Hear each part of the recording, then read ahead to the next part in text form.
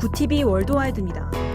기독교 여론기관인 바나 리서치 그룹이 최근 용서를 주제로 미국 기독교인 2,102명을 대상으로 설문조사를 실시했습니다. 그 결과 76%에 해당하는 응답자가 상처를 받았거나 경제적으로 손해를 입었어도 그리스도의 사랑으로 용서를 실천해 본 적이 있다고 답변한 것으로 나타났습니다.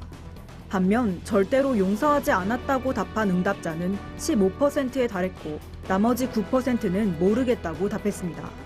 브룩 캠펠 부사장은 용서는 기독교의 근간을 이루고 있다며 부활절을 맞아 기독교인들이 가정과 사회에서 용서의 정신을 실천하길 바란다고 전했습니다.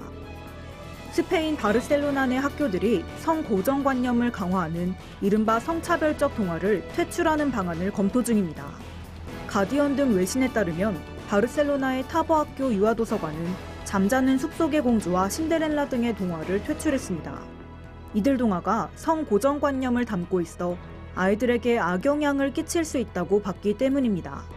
작년 시장조사기관 닐슨의 연구에 따르면 2017년 가장 인기 있는 그림책 100권을 검토한 결과 남자 주인공이 악당과 싸우는 용감한 영웅인 반면 여자 주인공은 구조를 기다리는 아름다운 공주로 묘사되는 것으로 나타났습니다. 하지만 이런 퇴출 움직임에 대한 비판도 제기되고 있습니다. 한 도서관 사서는 고전 동화책엔 고유한 가치가 있다며 검열은 언제나 위험하다고 지적했습니다. 브라질 상파울루에서 처음으로 성전환자 경찰이 나왔습니다.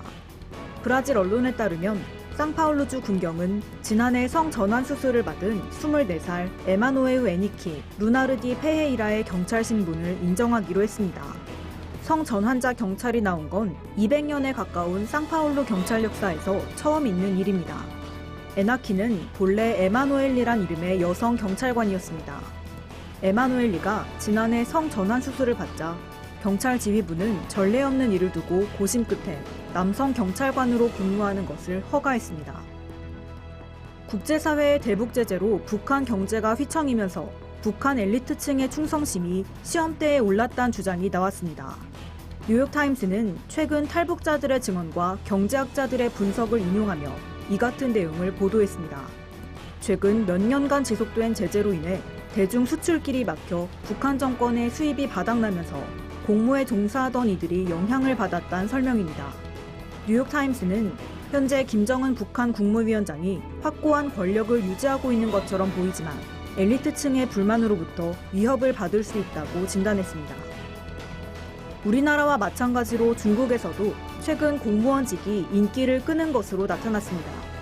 봉급 수준은 낮지만 안정성이 높기 때문인데요. 중국 신화통신에 따르면 작년 12월에 마감된 2019년도 공무원 채용시험에 약 92만 명이 응시한 것으로 나타났습니다. 전년도에 비해 경쟁률이 훨씬 높아져 갈수록 공무원 시험 경쟁이 치열해지고 있다고 현지 언론은 전했습니다. 구티비 월드와이드 윤인경입니다.